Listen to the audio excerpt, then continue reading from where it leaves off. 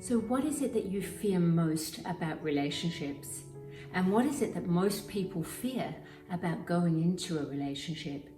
For anyone that's had a broken heart, I'm sure that you will agree that the fear of actually losing someone that you love is enough to sometimes make you want to avoid having a relationship altogether. My name's Luanne Ward. I am a relationship and dating expert for over 25 years.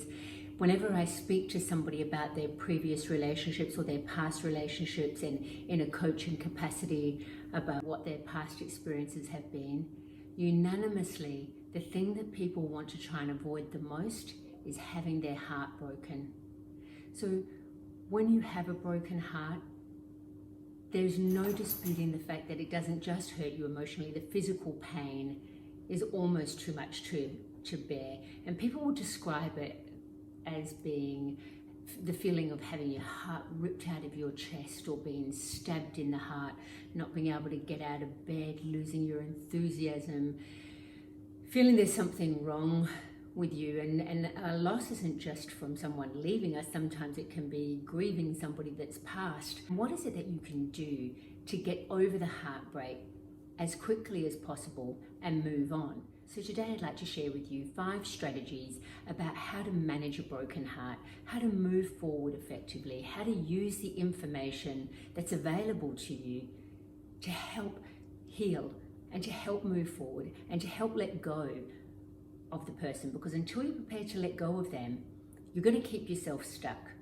There is a reason that you can't stop thinking about somebody, and there is a reason that you obsess about somebody, and there is a reason that you keep playing over in your mind, why is this relationship ended? And the more you play it over in your mind, the more you're keeping yourself there. The fact is, if the relationship is over, the first thing that you need to be able to do is let it go. Understand that it is over. Accept the fact that it's over. Because if it's over and you're holding on to hope, you are prolonging your healing process. There's a reason that you can't stop thinking about somebody, and there is a reason that you obsess over it. You want to find the solutions to the reason that they've left you. Playing over in your mind over and over and over and over again what must have happened, what went wrong, talking to your friends about it, getting advice from 1,000 people about it. But in actual fact, brain studies show that a broken heart activates the same mechanisms in the brain that drug addicts get or addicts get when they're coming off a substance. So every time you talk about the person, every time you think about the person, you are getting your fix. But unlike an addict, you don't realize that that's how you get your fix. Now, an addict knows when they're having a withdrawal. An addict knows when they need a fix and how they get that. They know exactly how to get that fix. But for somebody with a broken heart, every time you talk about them, every time you obsess about them, every time you go to that place in your mind where you're fantasizing about it again and you're talking to your friends about it and you're crying about it and you're trying to figure out what's gone wrong, that is how you get your fix. And by doing that, you are complicating your healing process and you're actually prolonging your healing process. So the first step that you need to take is you need to accept it and you need to be able to let it go, and you need to give up hope of them coming back, okay? Because if they decide to come back and you decide you want them back, that's a completely different thing altogether. But at this point for your healing, let it go, give up hope, and time to start looking at the other things that you can do to start caring about yourself. The second thing that you need to do is stop idolizing the person. Stop fantasizing about them as being this perfect person, okay? Because there's really no such thing as a broken heart. It's actually a broken fantasy that you've got. And the fantasy that this person was going to be your person for the rest of your life, that this is the person that you spend your time with, this is the person that you're making plans with, this is the person that you're going to marry and grow old with, or whatever the fantasy is that you had in your mind of the future. And now that fantasy future is gone. And when you're idolizing the person, you're not looking at the whole picture. You're going back to the lovely weekend that you spent together and the romantic time that you had, sitting in the spa and having the dinner, but you're forgetting that you fought most of that weekend when they were on their social media and not paying you the attention that you wanted, or you fought over what movies you were going to watch on that weekend. You keep going back to times in your mind and picking out the positive bits of the story and leaving out the other bit of the story that wasn't so positive, because every single thing that you like about this person, there was an equal thing you didn't like about them. So I would suggest that you get your pen and paper out and make yourself a list. And if you don't want to make yourself a list, you can make it on your mobile phone. If you don't want to write it, put it on your phone. And every time you start fantasizing about how you're missing them and how fantastic they were, just check that list and see that they had the traits that you like, and they had the anti-traits of that as well. And the third thing that you need to be able to do is let go of taking it personally. Because when you're sitting there and you're taking it personally, your self-esteem and your self-worth is taking a bashing. And you're thinking that somehow it's your fault, that you must have done something wrong. And I know that many clients that I have worked with in my coaching practice will say, well, clearly I did something wrong. Clearly I wasn't good enough, or whatever it is that you're putting in your mind that wasn't good enough about you is actually rubbish. When somebody makes a decision that they don't want to have a relationship with you, that is their choice. It is not about you.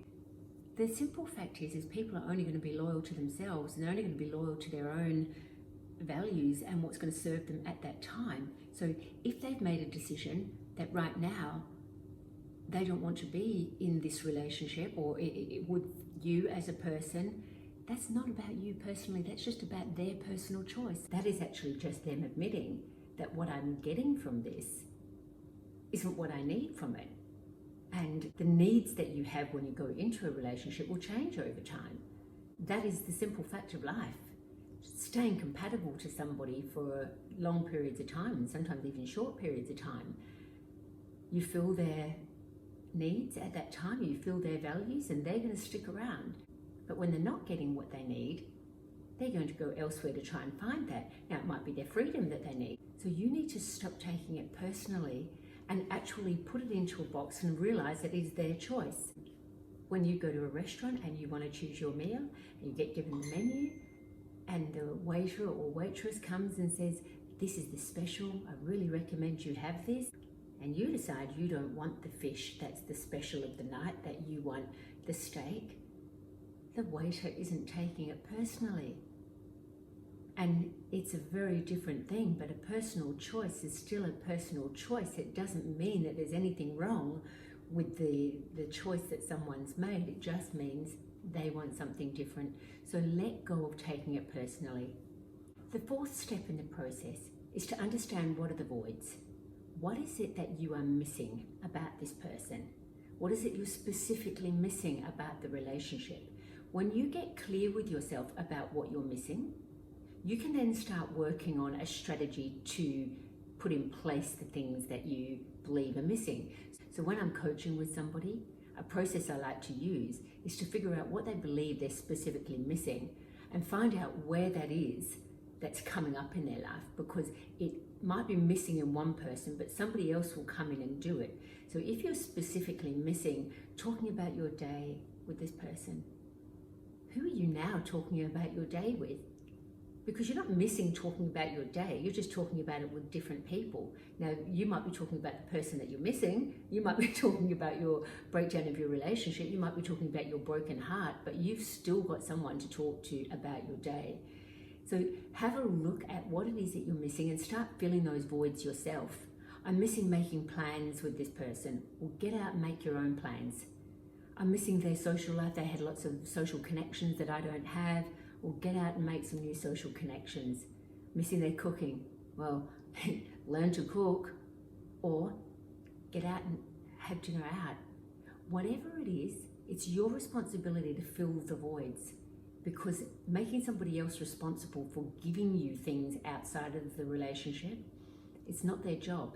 So whatever you believe is missing, have a look at who's now replacing it and how can you fill those voids. Number 5, stop believing they were the one. Stop believing in the whole concept that the one person for you has got away, and that your soulmate, that was your soulmate, now your soulmate's gone. Because if you have the notion that there's only one soulmate for you out of how many people in the world, 7.8 billion people in the world, and there's only one soulmate for you, that is a crazy notion. And it's no wonder you're putting yourself through so much pain and anguish if you believe that there's only one soulmate, or that was the one. So give up the concept of that was the one person. That was one chapter of my life that I had with this person. Did I choose for it to be over? No. Am I grieving? Yes. Do I have a broken heart? Yes. Can I get over that?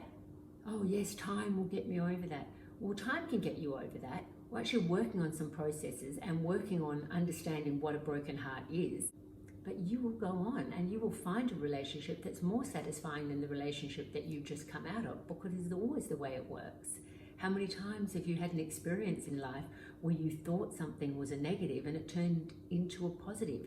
There's always going to be those experiences, and there's always going to be somebody else that comes along and sees your value, but they're not going to see your value while you're not seeing your value. So it is time to pick the pieces up, to let go of the fantasy of getting back together, let go of the believing it was your fault, that you're not good enough. Work on your self-esteem, fill your own voids, understand that they had their opposite side as well. For any of you that are struggling through a broken heart, if you use these processes, you're going to find that it's going to make your life so much easier to deal with. Keep yourself busy, surround yourself with friends and family. Allow yourself, another really great little tip is, don't try to stop thinking about the person. You're not going to stop thinking about them. But what you can do is allocate yourself a particular time of the day that you're allowed to think about them. So you might say, okay, between 5 and 6, I'm going to think about everything I miss. I'm going to torture myself for that 1 hour. And in that hour, sit down and think about them. I bet you anything that you'll find it really difficult for that whole hour to actually think about them.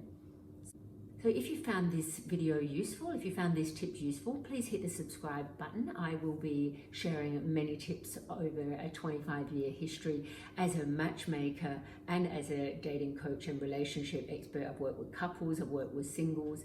So the information I'm sharing with you is a collection of nearly 3 decades of advice here. So hit the subscribe button, and if you want to ask me a question, please feel free to reach out, and I will look forward to seeing you all next week. And remember, there is no such thing as a broken heart, really. It is just a broken fantasy, and when you get over that fantasy, you can move forward and you'll find your heart is perfectly capable of loving again. So I'll see you all again next week.